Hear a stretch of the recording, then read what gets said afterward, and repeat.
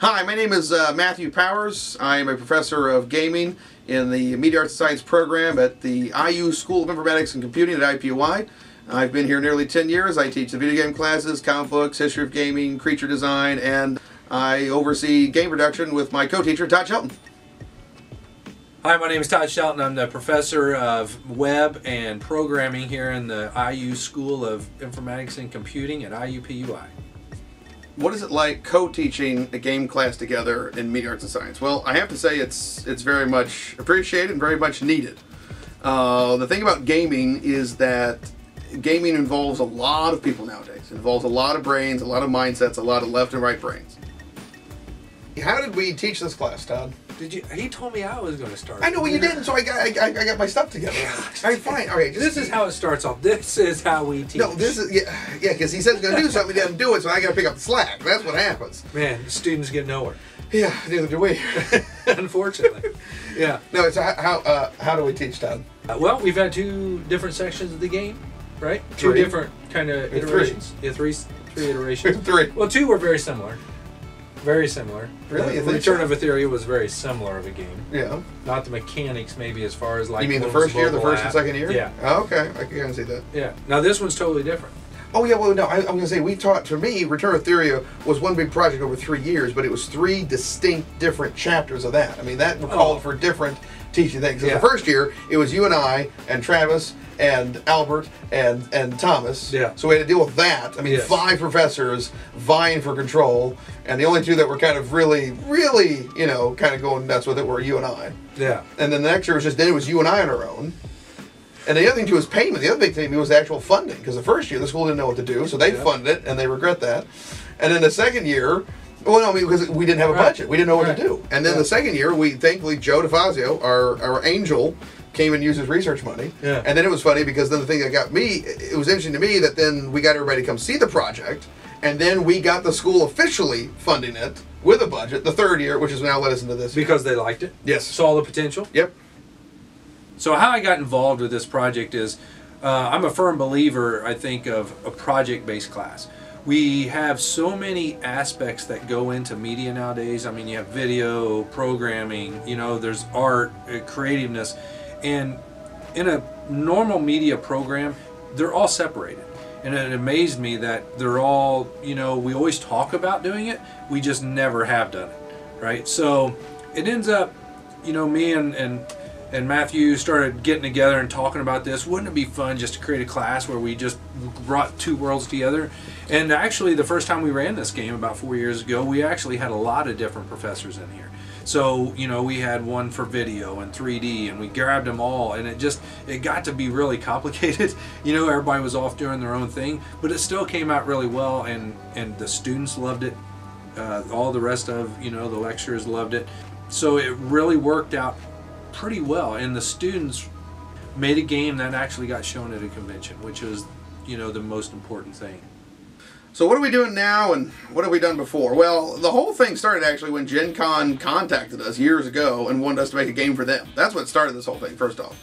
And that set off the first domino for us working at con. So the last 3 versions of this class, we have been getting everybody together and saying, okay, this is a project for the public at a con. That's the first thing, which is a totally different thing than saying this is a game for GameStop or this is a game for kids at the library. We're saying that this game that we're working all year on is going to be for a select group of people for only a select period of time. And then after that, after 3 years of that, we felt that that was enough. That was good. You know, it was a good thing to do. We wanted to try some other things, and IU is known for health and health gaming and some other things. So like right now, and the other thing too I should point out before I point out now is that we had everybody, the last 3 classes, the last 3 major versions, everybody was focused on one thing. It's like if you had all these spaceships and they're all shooting at just one enemy. You know, like everybody's fighting to get the Death Star. All right, everybody's focused on doing this one thing. Well, that is totally different now. First off, we have some smaller numbers, so that's been a lot more manageable. And then the other thing is that we've actually broken apart into 4 different projects. We've got a diabetes management game. We've got a self-help game. We've got a game where we're actually working with another real-world company, kind of a smaller version, but they're actually working on a real app, getting some real experience right there. And then the fourth thing is we've got them exploring Oculus Rift and hydraulics and all this real-world physical computing. So we've got 4 unique things. We've got 4 really solid teams, 4 unique sets of personalities, and out of this, instead of just having one thing, we're going to have 4 unique experiences for people to play and game. And we're trying to open up our portfolio of games to say, this is what we do. My name is Ori Levins. I am a media arts and science student here at the informatics building on IUPUI's campus. I particularly like this class because it's challenging. There are different aspects to it, of course. Over the years, it's been focused on the past few years. We focused on one theme, Return of Etheria, and now we're doing our own little thing. We have 4 little projects going, and I like it because if you do one thing one semester, you can take the class again and still get credit for it and try something new. I'm Lacey Smothers, and I'm the social media manager for game production. My favorite thing about this class is just getting to work with different people who do very different things than what I do, because I get to see sort of different aspects of game production than what I'm used to doing, because I just do, you know, social media and community management, and I get to work with artists and producers and programmers, and everyone does such different stuff. It's really interesting to see how it all comes together. Co-teaching is tough, but you definitely have to. Yeah, but we got into a group. To me, it was a group because yeah. again, it was the metaphor is perfect for media arts and science. Right. It's right hemisphere, i.e. me, left hemisphere, i.e. you. Yeah. Because we have people in this school that are really good creative visualists, and we have people that are really good creative programmers that come at the work from 2 completely different angles, Right. but they make good work. So you got a program that Right. makes things come to life, and you got an artist that makes it look really good and draws people in. Yeah. Because we were dealing with, I mean, we've dealt with big classes before. But normally when I deal with 90 kids, I'm lecturing at them and give them a test, you're done. This is 60 kids, you got 30, I got 30, we're trying to tell them what to do and actually have to make something that has a real world consequence. So to get that to be successful, it's getting students to understand the bigger picture. Right. Because these guys, it was funny to me the first year, nobody knew what the heck we were doing. But then the second year, you had a group of kids that had stayed on for the first year, and they were the ones that helped us hound the new students, because they were like, no, you don't understand. Right. This stuff's going to go down, and we're going to show this to the public, and I'm not going to be embarrassed, and you're not going to embarrass me. So then the students were like, whoa, so they had us yelling at them, which they could easily turn off. But then they had somebody in the desk, and they went, no, you're going to turn this in because we're going to show this to the public, and I know what it's like. Right. That's the institutional, generational knowledge and experience that I think is one of the other key reasons for the success of all these projects like this.